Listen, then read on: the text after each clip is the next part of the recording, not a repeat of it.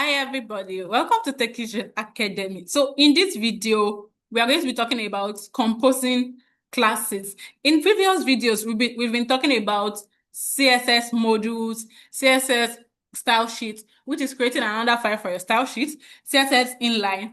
And in this one is actually talking about CSS modules, the continuation, which says you can also have composing classes, which says CSS modules allows you to combine classes using the composes keyword, which means that one class can inherit the styles of another class.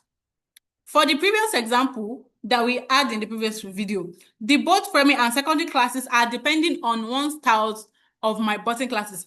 If you watch the previous video, we did an example in which we had two buttons and they were depending on styles dot button style. They were depending on that style. And they also had their own style, which is styles of primary, styles of secondary, but they were actually depending on the styles dot button for their background color and their padding and the rest of them. So now in this one, it says the classes can be done by adding the composites my button to the primary and secondary classes. Okay, so let's proceed to the next slide, which says composing classes. We have these examples. Now let's create our own example.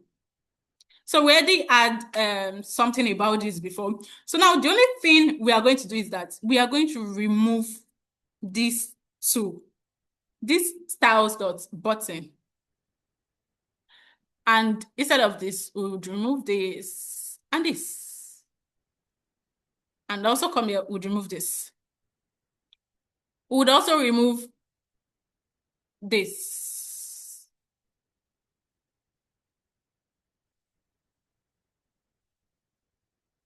Can you see? And we would remove this. So now let's check some. I want to show you something. Let's come back here. As you can see, it is only showing us our only background color and the font color. But now, if we should use the composes format, you would see the changes we are talking about. So now let's come back here. Now, in this aspect, it doesn't look like they are depending on our button style that we have here. So we can come here and we'll say composes button. Yeah, it's showing like it has an error, but don't worry, it's gonna work. Now let's come back to this part. So we'll say composes. This one is very easy. It even relieves you of distress.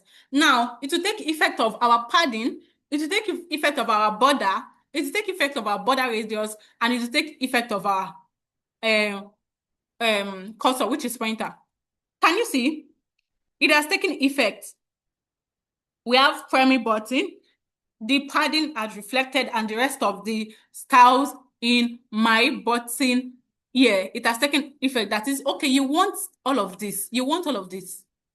You want them to inherit what is inside there. So instead of you doing what we did in the previous video, this one helps you easier and way better. I hope you understand. This is just a very short and a simple example for you to follow in case you want to do something similar next time.